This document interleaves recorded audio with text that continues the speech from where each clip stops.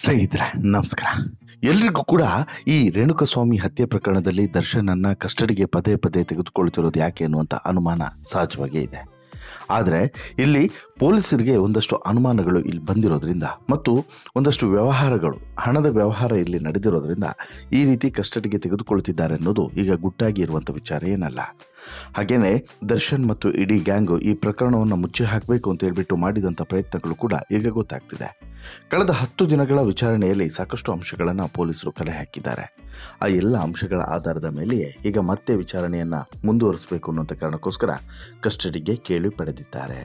ಹಾಗಾದರೆ ಕಳೆದ 10 ದಿನಗಳಲ್ಲಿ ಪೊಲೀಸರು ಕಲೆ ಹಾಕಿದಂಥ ಇನ್ಫಾರ್ಮೇಷನ್ಸ್ ಏನು, ಇದು ದರ್ಶನ್ಗೆ ಹೇಗೆ ಕಂಟಕ ಆಗ್ಬೋದು ಮತ್ತು ಈ ಹತ್ಯೆ ಪ್ರಕರಣ ಮತ್ತು ಹತ್ಯೆ ಆದ ಬಳಿಕ ಇದನ್ನು ಮುಚ್ಚಿಡಬೇಕು ಅಂತ ಹೇಳಿ ಕಳ್ಳಾಟ ಆಡಿದಂಥದ್ರಲ್ಲಿ ಯಾರ್ಯಾರ ಪಾತ್ರ ಹೇಗಿದೆ ಮತ್ತು ಯಾರ್ಯಾರು ಏನೇನು ಪ್ರಯತ್ನವನ್ನು ಮಾಡಿದ್ದಾರೆ, ಇದೆಲ್ಲದರ ಬಗ್ಗೆ ಕಂಪ್ಲೀಟ್ ಡೀಟೇಲ್ಸನ್ನು ನಿಮ್ಮ ಮುಂದೆ ಇಡ್ತಾ ಹೋಗ್ತೇನೆ. ಅದಕ್ಕಿಂತ ಮುಂಚೆ ನೀವಿನ್ನೂ ಕೂಡ ನಮ್ಮ ಚಾನಲನ್ನು ಸಬ್ಸ್ಕ್ರೈಬ್ ಮಾಡಿಲ್ಲ ಅಂದರೆ ದಯವಿಟ್ಟು ಕೂಡಲೇ ಸಬ್ಸ್ಕ್ರೈಬ್ ಮಾಡಿ ಸ್ನೇಹಿತರೆ. ಚಿತ್ರದುರ್ಗದ ರೇಣುಕಸ್ವಾಮಿಯ ಈ ಹತ್ಯೆ ಪ್ರಕರಣದಲ್ಲಿ ನಟ ದರ್ಶನ್ಗೆ ಪೊಲೀಸ್ ಕಸ್ಟಡಿ ಮುಂದುವರೆದಿದ್ರೆ ಇತರೆ 10 ಆರೋಪಿಗಳು ಈಗಾಗಲೇ ಜೈಲನ್ನು ಸೇರಿದ್ದಾರೆ. ಕಳೆದ 10 ದಿನಗಳಿಂದ ನಡೆದಿದ್ದಂಥ ತನಿಖೆಯ ವೇಳೆ ಪೊಲೀಸರಿಗೆ ಗೊತ್ತಾಗಿದ್ದೇನು, ಪ್ರಕರಣದಲ್ಲಿ A1 ಹಾಗೂ A2 ಇಂದ ಹಿಡಿದು A17ವರೆಗೆ ಆರೋಪಿಗಳ ಪಾತ್ರ ಏನು ಅನ್ನೋದರ ಕಂಪ್ಲೀಟ್ ಡೀಟೇಲ್ಸನ್ನು ನೋಡ್ತಾ ಹೋದಾಗ ಸಾಕಷ್ಟು ಬೆಚ್ಚಿ ಬೀಳುವಂಥ ಅಂಶಗಳು ಬಯಲಿಗೆ ಬಂದಿದೆ. ಕೊಲೆ ಪ್ರಕರಣದಲ್ಲಿ ನಟ ದರ್ಶನ್ಗೆ ಗೋಳ ಬಿದ್ದಿರೋದು ಸಂಚಲನಕ್ಕೆ ಕಾರಣವಾಗಿದ್ದರೆ, ಜನಪ್ರಿಯ ನಾಯಕ ನಟ ದರ್ಶನ್ ಯಾವಾಗ ಕಾನೂನಿನಿಂದ ಈ ಎಲ್ಲ ಕುಳಿಕೆಗಳಿಂದನೂ ಕೂಡ ತಪ್ಪಿಸಿಕೊಂಡು ಹೊರಗಡೆ ಬರ್ತಾರೆ, ಅಟ್ಲೀಸ್ಟ್ ಜಾಮೀನನ್ನು ಪಡೆದು ಹೊರಗಡೆ ಬರ್ತಾರೆ ಅನ್ನುವಂತಹ ಒಂದು ಕುತೂಹಲ ಎಲ್ಲರಲ್ಲೂ ಕೂಡ ಇದೆ. ಸಾಕಷ್ಟು ಜನ ದರ್ಶನ್ ಸಿನಿಮಾಗೆ ವೆಯ್ಟ್ ಮಾಡ್ತಾಯಿದ್ರು. ಆದರೆ ಮೊದಲ ಬಾರಿಗೆ ದರ್ಶನ್ ಯಾವಾಗ ಜೈಲಿನಿಂದ ಹೊರಗಡೆ ಬರ್ತಾರೆ ಅಂತ ಹೇಳ್ಬಿಟ್ಟು ಎಲ್ಲರೂ ಕೂಡ ವೆಯ್ಟ್ ಮಾಡುವಂತಾಗಿದೆ. ಈ ಹಿಂದೆ ಯಾವಾಗ ಹೆಂಡತಿಗೆ ಹೊಡೆದಂಥ ಕೇಸ್ನಲ್ಲಿ ಜೈಲು ಸೇರಿದ್ರು ಆಗಲೂ ಕೂಡ ಇದೇ ರೀತಿ ಆಗಿತ್ತು. ಬಟ್ ಅದಾದ ಬಳಿಕ ಈಗ ಮತ್ತೆ ಅದೇ ರೀತಿಯಾದಂಥ ಕುತೂಹಲಕ್ಕೆ ಕಾರಣವಾಗಿದೆ ದರ್ಶನ್ ಪ್ರಕರಣ. ಸದ್ಯಕ್ಕಂತೂ ದರ್ಶನ್ಗೆ ಬೇಲ್ ಸಿಗುವಂತಹ ಯಾವ ಲಕ್ಷಣವೂ ಕೂಡ ಕಾಣಿಸ್ತಿಲ್ಲ ಅನ್ನುವಂಥ ಮಾತುಗಳು ಕೂಡ ಕೇಳಿ ಬರ್ತಿದೆ.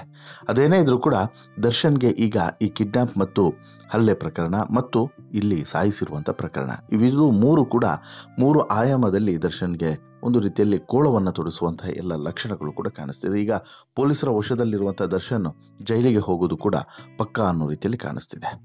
ಇನ್ನು ಈ ರೇಣುಕಸ್ವಾಮಿ ಹತ್ಯೆ ಆರೋಪದಲ್ಲಿ ಕಳೆದ 10 ದಿನಗಳಿಂದ ಆರೋಪಿಗಳ ವಿಚಾರಣೆಯ ಜೊತೆಗೆ ಸ್ಥಳ ಮಹಜರು ಸೇರಿ ಮಹತ್ವದ ಸಾಕ್ಷಿಗಳನ್ನು ಕಲೆ ಹಾಕಲಾಗಿದೆ. ಬರೋಬ್ಬರಿ 139ರಿಂದ 140 ಸಾಕ್ಷಿಗಳನ್ನು ಕಲೆ ಹಾಕಿದ್ದಾರೆ ಅನ್ನುವಂಥ ಮಾಹಿತಿಯು ಕೂಡ ಸಿಗ್ತಾ ಇದೆ. ಮಹಜರು ಸೇರಿ ಮಹತ್ವದ ಸಾಕ್ಷಿಗಳನ್ನು ಕಲೆ ಹಾಕಿರುವಂಥ ಪೊಲೀಸರು A1, A3 ಇಂದ A7, A11, A12, A13 ಹಾಗೂ A16 ಆರೋಪಿಗಳು ಕೊಲೆಯಂತಹ ಗಂಭೀರ ಪ್ರಕರಣದಲ್ಲಿ ನೇರವಾಗಿ ಭಾಗಿಯಾಗಿದ್ದಾರೆ. ಇವರಿಗೆ ಕಾನೂನಿನ ಮೇಲೆ ಕಿಂಚಿತ್ತೂ ಕೂಡ ಗೌರವ ಇಲ್ಲದಿರೋದು ಇದುವರೆಗೆ ಸಾಕ್ಷ್ಯಾಧಾರಗಳಿಂದ ಸಾಬೀತಾಗಿದೆ. ಹೀಗಾಗಿ ನ್ಯಾಯಾಲಯ ಈ 10 ಆರೋಪಿಗಳನ್ನು ಜೈಲಿಗೆ ಕಳಿಸಿದೆ. ಅಲ್ಲಿಗೆ ಇವ್ರದ್ದು 10 ಜನರದ್ದು ಮುಗಿತು ಕತೆ. ಇನ್ನು ಈ ಕೇಸ್ನಿಂದ ಬಚಾವಾಗೋದಕ್ಕೆ ಹಾಗೂ ಮುಂದಿನ ಕಾನೂನು ಪ್ರಕ್ರಿಯೆಗಳನ್ನು ಎದುರಿಸೋದಕ್ಕೆ A2 ದರ್ಶನ್ ಮನೆಯಲ್ಲಿಟ್ಟಿದ್ದಂಥ 40 ಲಕ್ಷ ಹಣವನ್ನು ಪೊಲೀಸರು ಜಪ್ತಿ ಮಾಡಿದ್ದಾರೆ. ಮತ್ತು ಇದು ಈ ಹಣದ ಮೂಲ ಏನು, ಈ ಹಣ ಬಂದಿದೆಯಲ್ಲಿಂದ, ಈ ಹಣದ ಉದ್ದೇಶ ಏನಾಗಿತ್ತು, ಈ ರೀತಿಯಾದಂತಹ ಒಂದಷ್ಟು ವಿಚಾರಣೆಗಳು ಕೂಡ ನಡೀತಿದ್ದಾವೆ. ಅಲ್ಲಿಗೆ ಇದು ಸ್ವಲ್ಪ ದರ್ಶನ್ಗೆ ನಿರಾಳ ಆಗುವಂತೆ ಕಾಣಿಸ್ತಿದೆ. ಯಾಕಂತ ಹೇಳಿದ್ರೆ ಇಲ್ಲಿ ಈಗಾಗಲೇ ಯಾರೆಲ್ಲ ಜೈಲು ಸೇರಿದಾರೋ ಅವರಿಗೆ ಒಂದು ರೀತಿಯಾದಂಥ ಸಂಕಷ್ಟ ಆದರೆ ಜೈಲು ಸೇರದೇ ಇರೋರಿಗೆ ಮತ್ತೊಂದು ರೀತಿಯ ಸಂಕಷ್ಟ. ಬಟ್ ಎಲ್ಲೋ ಒಂದು ಕಡೆ ಜಾಮೀನು ಸಿಗುತ್ತೆ ಅನ್ನುವಂತಹ ನಿರೀಕ್ಷೆಯು ಕೂಡ ಇವರಿಗಿದೆ. ಇನ್ನು ದರ್ಶನ್ ಮನೆಯಲ್ಲಿ ಸಿಕ್ಕಂತಹ ಈ 40 ಲಕ್ಷ ಒಟ್ಟು ಹಣ, ಇದರಲ್ಲಿ 2 ಪಾರ್ಟ್ ಇದೆ. ಒಂದು 37.40 ಲಕ್ಷ ಹಣವನ್ನು ಒಂದು ಕಡೆಯಿಂದ ಜಪ್ತಿ ಮಾಡಿದರೆ, ಮತ್ತೊಂದು ಕಡೆಯಿಂದ 3 ಚಿಲ್ಲರೆ ಲಕ್ಷ ಹಣವನ್ನು ಜಪ್ತಿ ಮಾಡಿದರೆ, ಅದು ವಿಜಯಲಕ್ಷ್ಮಿ ಮನೆಯಿಂದ. ಸ್ನೇಹಿತ ಮೋಹನ್ ರಾಜ್ನಿಂದ ಹಣವನ್ನು ಪಡೆದಿದ್ದಂಥ ನಟ ದರ್ಶನ್ ಈ ಹಣವನ್ನು ಐಡಿಯಲ್ ಹೋಮ್ಸ್ನ ತನ್ನ ಮನೆಯಲ್ಲಿ ಇರಿಸಿದ್ದ. ತನಿಖೆ ವೇಳೆ ದಾಳಿ ನಡೆಸಿದಂಥ ಪೊಲೀಸರು 37.40 ಲಕ್ಷ ಜಪ್ತಿಯನ್ನು ಮಾಡಿದ್ದಾರೆ.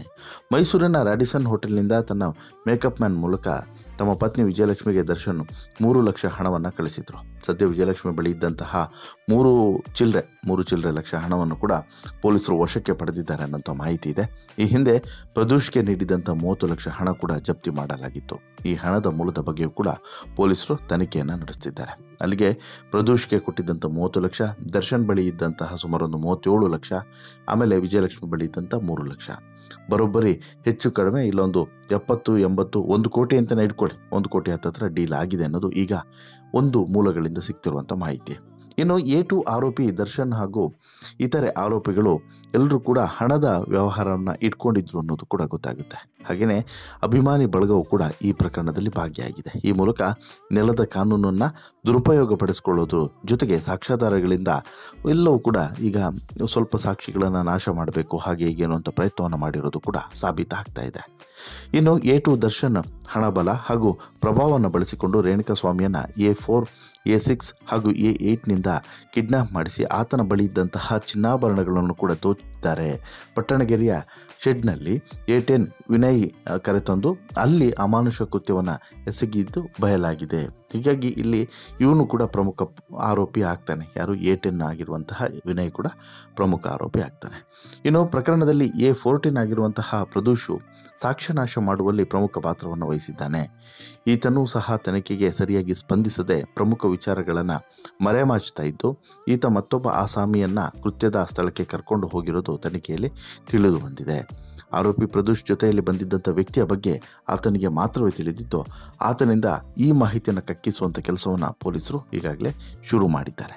ಇನ್ನು A2, A9, A10, A14 ಆರೋಪಿಗಳು ಪ್ರಕರಣದಲ್ಲಿ ತನಿಖೆಗೆ ಸರಿಯಾಗಿ ಸ್ಪಂದಿಸದೆ ಕೃತ್ಯಕ್ಕೆ ಸಂಬಂಧಿಸಿದಂಥ ವಿಚಾರಗಳ ಬಗ್ಗೆ ಬಾಯಿ ಬಿಡ್ತಾ ಇಲ್ಲ ಅನ್ನೋದು ಇಲ್ಲಿ ಪೊಲೀಸರು ಹೇಳ್ತಿರುವಂತಹ ಮಾತುಗಳು. ಅಂದರೆ ದರ್ಶನ್ ಸೇರಿದಂತೆ ಇತರ ಆರೋಪಿಗಳು ಇಲ್ಲಿ ಈ ಬಗ್ಗೆ ಮಾಹಿತಿಯನ್ನು ಕೊಡ್ತಿಲ್ಲ ಸರಿಯಾಗಿ ಅಂತೇಳಿ. ಇನ್ನು ಈ ಸಾಕ್ಷ್ಯಾಧಾರಗಳನ್ನು ಕೂಡ ನಾಶಪಡಿಸುವಂಥ ಕೆಲಸವನ್ನು ಕೂಡ ಇವರು ಮಾಡಿದ್ದಾರೆ ಅನ್ನೋದು ಕೂಡ ಇಲ್ಲಿ ಪೊಲೀಸರ ವಾದ. ಅಷ್ಟು ಮಾತ್ರವಲ್ಲ, ಹಣ ಹಾಗೂ ಪ್ರಭಾವವನ್ನು ಬಳಸಿ ಶವವನ್ನು ಬೇರೆ ಕಡೆಗೆ ಸಾಗಿಸಿ ದಿಕ್ಕನ್ನು ತಪ್ಪಿಸುವಂಥ ಯತ್ನವನ್ನು ನಡೆಸಿದ್ದಾರೆ. ಅಲ್ಲದೆ ದರ್ಶನ್ ತನ್ನ ಹಣ ಹಾಗೂ ಇತರ ಆರೋಪಿಗಳನ್ನು ಒಳಗೊಂಡಂಥ ಅಭಿಮಾನಿ ಬಳಗವನ್ನು ಬಳಸಿಕೊಂಡು ಕೃತ್ಯದಲ್ಲಿ ಭಾಗಿಯಾಗಿ ನೆಲದ ಕಾನೂನನ್ನು ದುರುಪಯೋಗಪಡಿಸಿಕೊಂಡಿರೋದು ಸಾಕ್ಷ್ಯಾಧಾರಗಳಿಂದ ಕಂಡುಬಂದಿದೆ ಅಂತ ಹೇಳ್ಬಿಟ್ಟು ಪೊಲೀಸರು ಇಲ್ಲಿವರೆಗಿನ ವಿಚಾರಣೆಯಲ್ಲಿ ಹೇಳಿದ್ದಾರೆ. ಹೀಗಾಗಿ ಈ 4 ಆರೋಪಿಗಳನ್ನು ಪೊಲೀಸರು 2 ದಿನಗಳ ಕಾಲ ಕಸ್ಟಡಿಗೆ ಪಡೆದಿದ್ದು ಹೆಚ್ಚಿನ ವಿಚಾರಣೆಯನ್ನು ನಡೆಸಲಿದ್ದಾರೆ. ಇನ್ನು ಈ ಪ್ರಕರಣದಲ್ಲಿ ಪೊಲೀಸರು ಇದುವರೆಗೆ 139 ವಸ್ತುಗಳನ್ನು ಸಾಕ್ಷ್ಯಗಳಾಗಿ ಸಂಗ್ರಹಿಸಿದ್ದಾರೆ ಅಂತಲೇ ಗೊತ್ತಾಗ್ತಿದೆ. ಕೃತ್ಯದ ವೇಳೆ ಆರೋಪಿಗಳು ಧರಿಸಿದಂಥ ಬಟ್ಟೆಗಳು ಮತ್ತು ಈ ಕೃತ್ಯಕ್ಕೆ ಬಳಸಿದಂತಹ ಲಾಠಿ, ಮರದ ಪೀಸು, ರಾಡು ವಶಕ್ಕೆ ಪಡೆದಿದ್ದಾರೆ. ಇದರ ಜೊತೆಗೆ ಲೆಡ್ಜರ್ ಬುಕ್ಕು, CCTV ಫುಟೇಜ್ಗಳನ್ನು ಕೂಡ ವಶಕ್ಕೆ ಪಡೆದಿದ್ದಾರೆ. ಇನ್ನು ಕೃತ್ಯದ ವೇಳೆ ಈ ದೇಹವನ್ನು ಬಿಸಾಡೋದಕ್ಕೆ ಬಳಸಿದಂಥ ಕಾರು ಮತ್ತು ಆರೋಪಿಗಳು ಪಡೆದುಕೊಂಡಿದ್ದಂಥ ಹಣ, ಮೊಬೈಲ್ ಫೋನು ಮತ್ತು ಒಡವೆ ಸೇರಿ ಒಟ್ಟು 139 ವಸ್ತುಗಳನ್ನು ಸೀಸ್ ಮಾಡಿದ್ದಾರೆ. ಇದರ ಮೇಲೆ ಈಗ ತನಿಖೆ ಶುರುವಾಗ್ತಿದೆ. ಇದುವರೆಗೆ 28 ಕಡೆಗಳಲ್ಲಿ ಸ್ಥಳ ಮಹಜರು ಮಾಡಿದ್ದು ಎಲ್ಲ 17 ಆರೋಪಿಗಳ ಮನೆ ಹಾಗೂ 11 ಬೇರೆ ಸ್ಥಳಗಳಲ್ಲಿ ಮಹಜರನ್ನು ನಡೆಸಿದ್ದಾರೆ. ಒಟ್ಟಾರೆ ಕಳೆದ 10 ದಿನಗಳ ವಿಚಾರಣೆ ತನಿಖೆಯ ಮಹತ್ವದ ಸಂಗತಿಗಳನ್ನು ಬಯಲು ಮಾಡಿದೆ. ಇನ್ನೂ 2 ದಿನಗಳ ವಿಚಾರಣೆ, ಇವತ್ತು ಮತ್ತು ನಾಳೆಯ ವಿಚಾರಣೆ ಬಾಕಿ ಇದ್ದು ಕಾನೂನಿನ ಕುಣಿಕೆಯಲ್ಲಿ ದರ್ಶನ್ ಲಾಕ್ ಆಗ್ತಾರಾ ಅಥವಾ ಸೇಫ್ ಆಗ್ತಾರಾ ಅನ್ನೋದು ಈಗಿರುವಂತಹ ಕುತೂಹಲ. ಬಟ್ ಅದೇನೇ ಇದ್ರೂ ಕೂಡ ದರ್ಶನ್ ಎಲ್ಲೋ ಒಂದು ಕಡೆ ಚಿಕ್ಕದಾಗಿ ಸೇವ್ ಆಗುವಂತಹ ನಿರೀಕ್ಷೆಯನ್ನು ಇಟ್ಕೊಂಡಿದ್ದಾರೆ, ಬೇಲ್ ಸಿಗುವಂಥ ನಿರೀಕ್ಷೆಯನ್ನು ಇಟ್ಕೊಂಡಿದ್ದಾರೆ ಅನ್ನುವಂಥ ಮಾಹಿತಿ ಅಂತೂ ಸಿಗ್ತಾ ಇದೆ. ಅದೇನೇ ಇದ್ರೂ ಕೂಡ ಮುಂದಿನ ದಿನಗಳಲ್ಲಿ ಕಾನೂನು ಹೋರಾಟ ಹೇಗೆ ಸಾಗುತ್ತೆ ಮತ್ತು ಕಾನೂನು ಪ್ರಕ್ರಿಯೆ ಹೇಗೆ ನಡೆಯುತ್ತೆ ಅನ್ನೋದ್ರ ಮೇಲೆ ದರ್ಶನ್ ಭವಿಷ್ಯ ನಿಂತಿದೆ ಅಂತ ಹೇಳಿದ್ರು ಕೂಡ ಸುಳ್ಳಲ್ಲ. ನಿಮಗೇನು ಅನಿಸುತ್ತೆ ಸ್ನೇಹಿತರೆ, ದರ್ಶನ್ ಈ ಕಳ್ಳಾಟದ ಬಗ್ಗೆ ಮತ್ತು 40 ಲಕ್ಷ ಹಣ ಬೇರೆ ಸಿಕ್ಕಿರೋದ್ರ ಬಗ್ಗೆ ನಿಮ್ಮ ಅಭಿಪ್ರಾಯ ಏನು? ಇದು ಎಲ್ಲಿಗೆ ಹೋಗಿ ನಿಲ್ಬೋದು ಅಂತೇಳಿ ನಿಮ್ಗೆ ಅನಿಸುತ್ತೆ? ದಯವಿಟ್ಟು ಕಮೆಂಟ್ ಮಾಡಿ ತಿಳಿಸಿ. ಜೊತೆಗೆ ಈ ಸ್ಟೋರಿ ಇಷ್ಟ ಆಯಿತು ಅಂತ ಹೇಳಿದ್ರೆ ಲೈಕ್ ಮಾಡಿ, ಶೇರ್ ಮಾಡಿ, ಚಾನಲ್ಗೆ ಸಬ್ಸ್ಕ್ರೈಬ್ ಆಗೋದನ್ನು ಮರಿಬೇಡಿ.